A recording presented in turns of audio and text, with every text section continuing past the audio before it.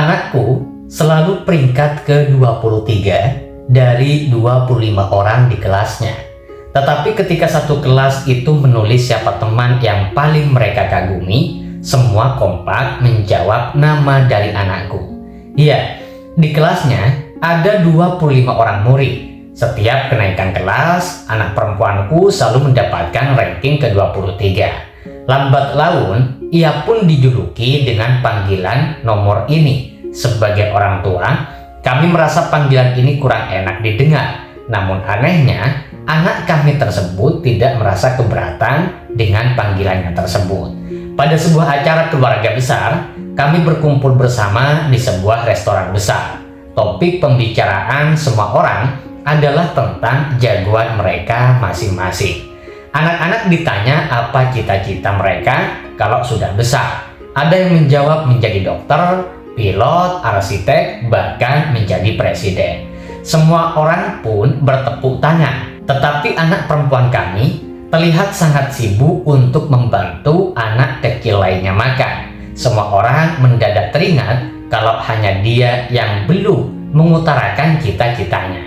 Didesak oleh orang banyak, akhirnya dia pun menjawab, "Saat aku dewasa nanti, cita-citaku yang pertama adalah menjadi seorang guru TK, memandu anak-anak menyanyi, menari, lalu bermain-main."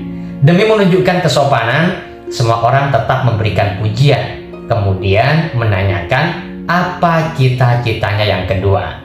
Dia pun menjawab, "Saya ingin menjadi seorang ibu, mengenakan kain celemek, bergambar Doraemon, dan memasak di dapur.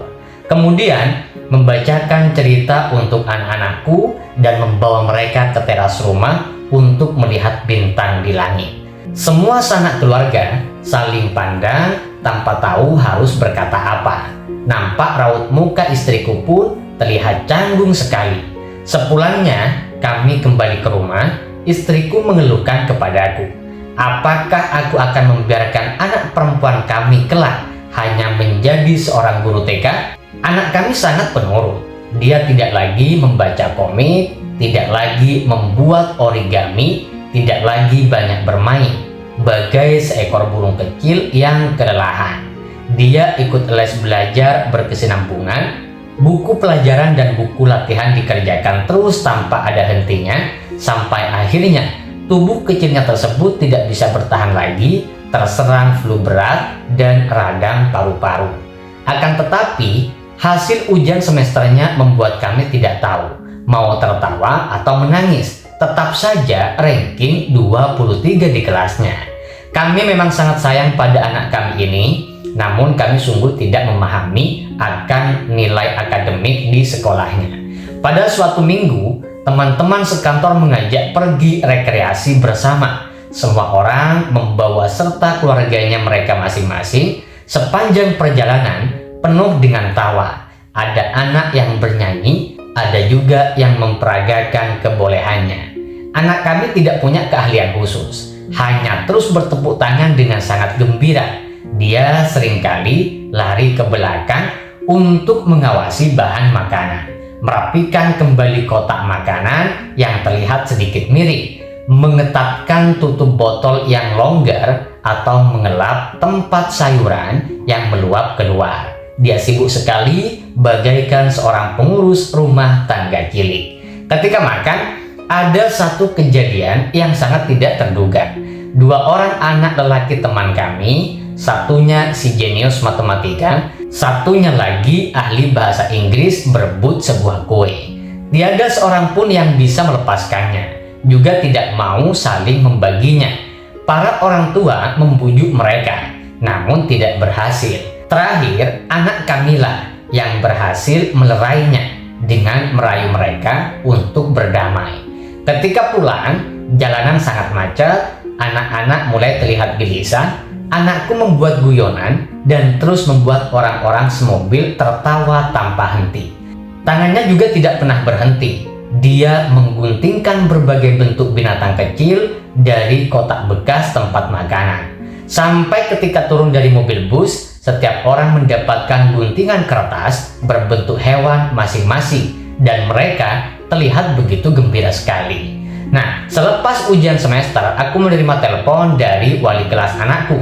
Pertama-tama, mendapatkan kabar kalau ranking sekolah anakku tetap 23. Namun, dia mengatakan ada satu hal aneh yang terjadi.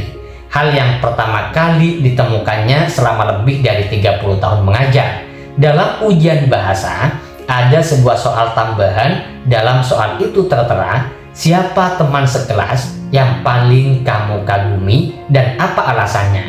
Dan jawaban dari semua teman sekelasnya sama, tidak ada satupun yang beda. Mereka serentak menuliskan nama dari anakku.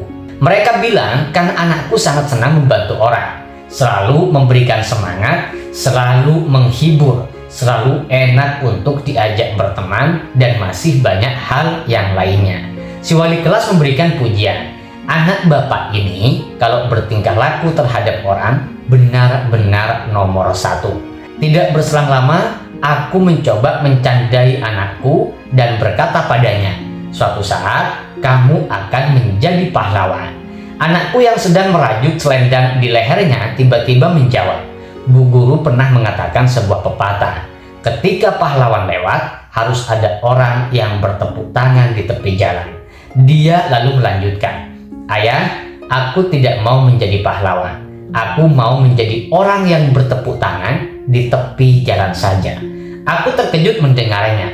Dalam hatiku pun terasa hangat seketika. Seketika hatiku tergugah oleh anak perempuanku ini. Di dunia ini, banyak orang yang bercita-cita ingin menjadi seorang pahlawan, jadi orang-orang hebat, atau orang yang sangat terkenal. Namun, anakku memilih untuk menjadi orang yang tidak terlihat, seperti akar sebuah tanaman. Tidak terlihat, tapi sebenarnya dialah yang mengokohkan, dialah yang memberikan makan, dan dialah yang menyangga kehidupan yang lain. Demikian kisah yang bisa saya sampaikan pada kesempatan ini. Kadang memang anak yang terlihat bodoh secara akademik, anak yang tidak pintar dalam tanda kutip di kelasnya, dia pasti punya kemampuan lain yang orang lain tidak bisa. Kita tinggal memahami mereka, kita tinggal mencoba terus mendekati mereka, apa yang mereka senangi, apa yang mereka bisa perbuat. Karena pasti begini guys,